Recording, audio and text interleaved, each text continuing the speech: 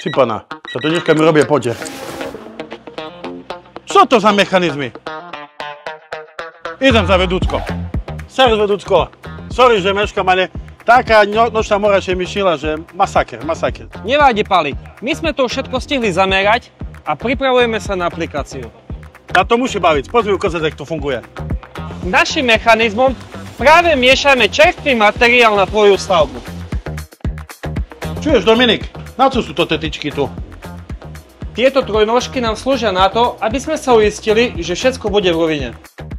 A keď máme namerané výšky, tak na predom pripravený podklad môžeme aplikovať potek. S čím to zrovnávate? A kúkaj tu, Pali. Ide to samo. Pali, bacha, my keď sme debatovali, popi už majú hotovo.